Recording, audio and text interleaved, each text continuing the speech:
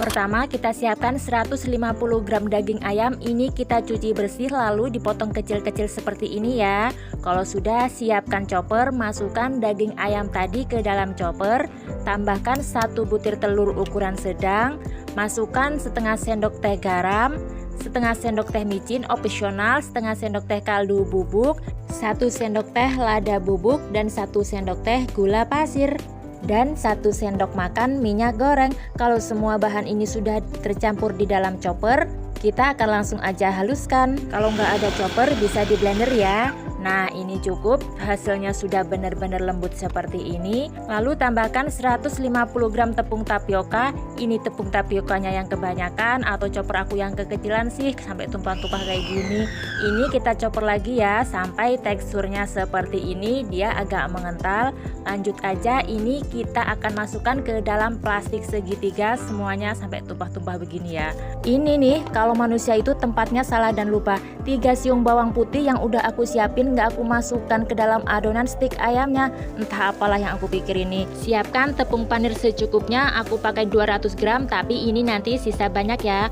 Untuk adonan stik ayam yang ada di plastik segitiga, kita gunting ujungnya sekitar jari kelingking aja ya. Lalu ini langsung kita semprotkan di atas tepung panir. Itu potongan pertama tadi kekecilan, lalu ini agak besar ya udahan, lalu ini kita potong sesuai selera panjangnya. Kita taburi dengan tepung panir sampai merapat, sampai tekan-tekan sampai menempel semuanya. Lakukan semuanya hingga selesai. Nah, kalau udah selesai lanjut aja, ini akan kita goreng. Masukkan ke dalam minyak goreng yang udah benar-benar panas, gunakan api sedang saja ya. Pastikan menata stik ayamnya itu lurus seperti ini biar nggak bengkong-bengkong. Kalau udah agak kekuningan bawahnya bisa dibalik. Aku sering bikin ini ya bun, enak banget buat cemilan anakku keluar masuk. Kalau udah mateng kita angkat dong, jangan sampai dia gosong. Stik ayam ini bisa untuk frozen ya bun. Goreng semua stik ayamnya sampai habis. Nah, stik ayam ekonomis aku udah jadi nih. Gimana? Cara buatnya mudah banget kan? Bahan sederhana, rasanya juga enak. Jangan lupa siapkan saus sambal sebagai pelengkap. Semoga video aku bermanfaat dan mudah dipahami buat teman-teman. Selamat mencoba di rumah. Ini kita cocolin saus sambal. Bismillahirrahmanirrahim. Mantul bun, mantap betul. Pertama kita siapkan kulitnya. Ini teksturnya tuh lentur dan anti robek. Aku kasih tahu rahasianya ya. Cara bikinnya mudah banget. Linknya aku tulis di deskripsi. Silahkan ditonton. Lanjut, karena mau bikin olahan tahu, jadi siapkan tahu sebanyak 350 gram. Langsung aja siapkan teflon. Masukkan minyak goreng sebanyak 3 sendok makan. Hidupkan kompor menggunakan api sedang cenderung kecil aja. Kalau udah panas masukkan 7 siung bawang merah dan 5 siung bawang putih. Ini kita tumis-tumis sampai harum. Nggak perlu sampai kekuningan ya, cukup layu seperti ini aja. Masukkan 1 sosis, 1 buah atau 1 batang ya. Kita potong kecil-kecil. 1 tangkai daun bawang kita tumis-tumis cukup sampai layu. Nah, cukup seperti ini ya. Ini langsung aja kita angkat. Masukkan ke dalam wadah yang agak besar. Kemudian masukkan tahu. Ini aku beli cuma Rp4.000 ya. Nanti jadinya banyak banget. Hasilnya langsung aja kita haluskan pakai sendok garpu seperti ini karena ini empuk banget ya. Tambahkan setengah sendok teh kaldu bubuk, setengah sendok teh garam, 1 sendok teh gula pasir, 1/4 sendok teh micin, dan 1/4 sendok teh lada bubuk. 2 butir telur nggak boleh ketinggalan. Ini kita aduk sampai benar-benar tercampur merata. Nah, kalau udah tercampur merata, ini aku mau sisihin dulu ya buat anakku yang nggak dikasih saus. Nanti soalnya mau bikin yang agak pedes-pedes enak gitu. Nah, aku tambahkan 3 sendok makan saus pedas. Kalau masih kurang pedas bisa ditambah lagi ya sesuai selera. Ini kita aduk sampai benar-benar tercampur merata. Kalau sudah tercampur merata berarti udah bisa kita gunakan dong. Ambil 1 kulit martabak telurnya tadi. Ini kulit serbaguna ya yang aku pakai. Yang halus itu ada di dalam supaya nggak robek. Kemudian ambil 1 sendok makan aja, agak dirapikan dibentuk agak kotak seperti itu, taruhnya agak di ujung ya, supaya tahu dan telurnya itu berada di tengah diselimuti sama kulit martabak telurnya. Nah, ini kita lipat kemudian olesi menggunakan tepung terigu, kita lem ya supaya lebih merapat. Nah, seperti ini ya, mudah banget adonan tahu telurnya ada di dalam. Kalau udah dapat beberapa, langsung aja di sini masukkan ke dalam minyak goreng yang udah panas. Gunakan api sedang cenderung kecil aja supaya telur dan tahu di dalamnya itu matang sempurna. Kalau udah agak kekuningan bisa kita balik ya. Ini nih ada satu martabak tahunya yang nggak mau dibalik, bandel dia ya. Padahal aku udah nggak sabar loh. Kalau nggak mau ribet, kulitnya bisa diganti pakai kulit lumpia ya, sesuai selera aja. Nah, tahu-tahu udah gosong aja, aku tinggal ngelamun. Lakukan seperti itu sampai selesai ya, sampai buntelan martabak tahunya itu habis. Ini harus benar-benar ditiriskan supaya nggak terlalu berminyak.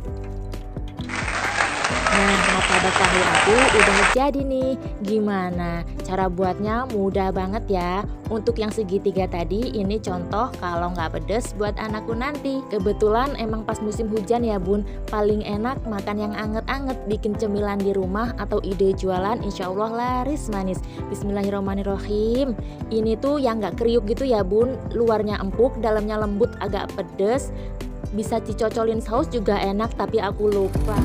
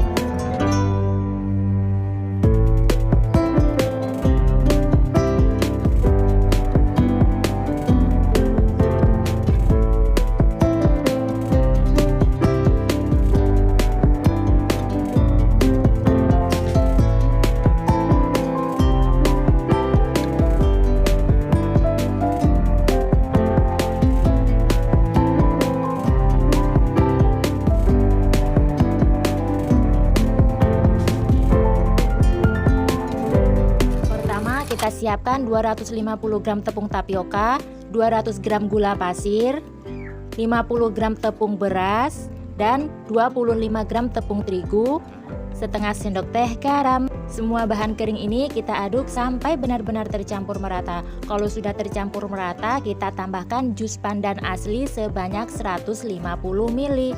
Aduk sebentar ya, lalu tambahkan 600 ml santan. Ini aku pakai santan matang. Kita aduk lagi sampai tercampur merata. Ini santannya kita masukkan semuanya. Kalau sudah tercampur merata, tambahkan 2 tetes pasta pandan dan 2 tetes pasta coklat atau secukupnya. Aduk sampai rata sampai kita mendapatkan adonan warna hijau alami atau hijau pandan. Lalu supaya tidak ada adonan yang bergerindil, ini kita saring sudah cukup.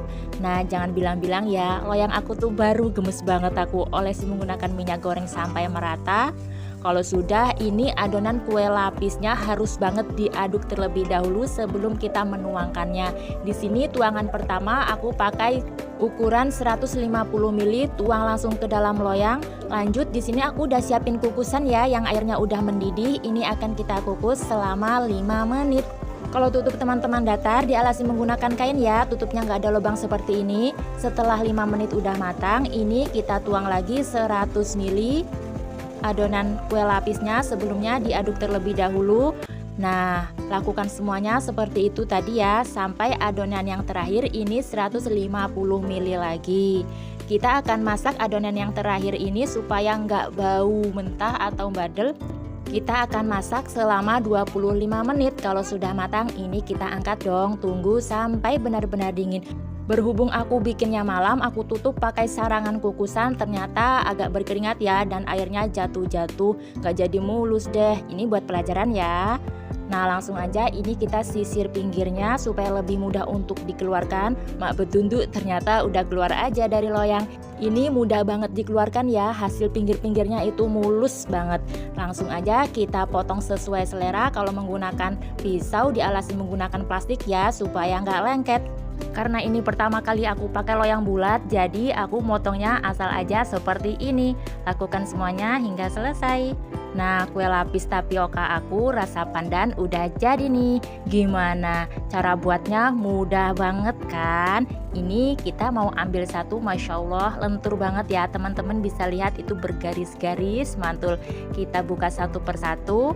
Kalau dirasa video ini bermanfaat, jangan lupa like, komen, dan subscribe. Bunyikan juga tombol loncengnya ya, biar gak ketinggalan video terbaru dari aku. Jadi inget deh, dulu waktu kecil karena jarang ketemu sama kue lapis, kalau makan itu disuir-suir satu persatu gini. Ada yang samaan nggak tahu kenapa ya, entah itu rasanya enak atau biar awet gitu aja, atau ada sensasi yang lainnya. Masya Allah, ini tuh aku suir-suirin sampai lupa videonya udah habis. Terima kasih udah nonton video aku.